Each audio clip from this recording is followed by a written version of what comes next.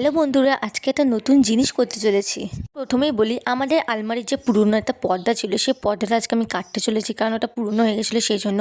তো আমার হঠাৎ করে মাথায় বুদ্ধি আসলো যে এটা দিয়ে কী করা যায়। তো আমি ফার্স্টে কী করলাম, পেন্সিল দিয়ে সুন্দর করে একটা লাভ শেপের একটা সুন্দর করে এঁকে নিলাম। তারপর ওরকম সেম শেপের লাভ এঁকে কেটে নেওয়ার পর আমি এবার স্টিচ করে নিলাম, পরপর রেখে নিলাম। এখনো পর্যন্ত বুঝতে পারছি না যে এটা নিয়ে আমি কী করবো, বাট তাও কী করবো, আমার খুব ইচ্ছে করছিলো খুব বড় একটা লাভ দিয়ে কিছু একটা করবো। দিয়ে তারপর আমি সুন্দর করে স্টিচ করে নিলাম, পুরোটা স্টিচ করে নিলাম সুন্দর করে। আর আস্তে আস্তে করে স্টিচ করতে হবে, কারণ এই ফেব্রিকটা কিন্তু একদম কাগজ টাইপ, এটা কিন্তু পুরোপুরি প্রপার একদম জর্জেট বা কোনো ভালো যে ফেব্রিক তা কিন্তু নয়। আলমারির পর্দার যেরকম কাপড় হয় না, একদম কাগজের ঠিক ওই রকম। আর এটাকে সুন্দর করে স্টিচ করে নিতে হবে আস্তে আস্তে করে, ভালোভাবে করে নিয়ে যখন স্টিচ করবে খুব আস্তে আস্তে করে করতে হবে, সাবধান করে, যাতে ছিঁড়ে না যায়। স্টিচ করে নেওয়ার পর আমার বাড়িতে কিন্তু কোনো রকম তুলো ছিল না, তুলো দিলে কিন্তু ভালো লাগতো, বাট এই দেখো এটা যখন উল্টে নিচ্ছি তখন দেখো কি সুন্দর লাগছে লাভ শেপে।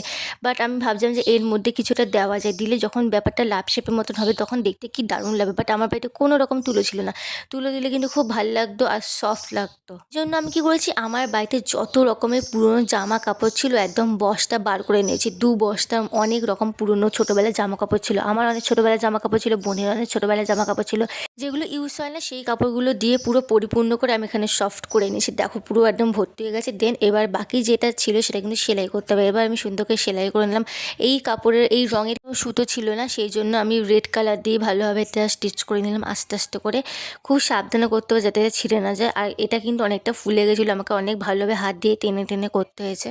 এক্সাইটেড ছিলাম যে কেমন হবে এটা জানবার জন্য। দিয়ে আমার যখন পুরোটা কমপ্লিট হলো তারপর এটা নিয়ে আমি অনেক ফটোশ্যুট করে নিলাম। দেখো কত সুন্দর লাগছে এটা দেখতে, আর তার সাথে আমাকে মানে এই লাভটার সাথে অনেক রকম ফটোশ্যুট যখন করেছিলাম বেশ ভালো লাগছিলো, আমার বেশ দারুণ লাগছিলো অনেক রকম ফটোশ্যুট।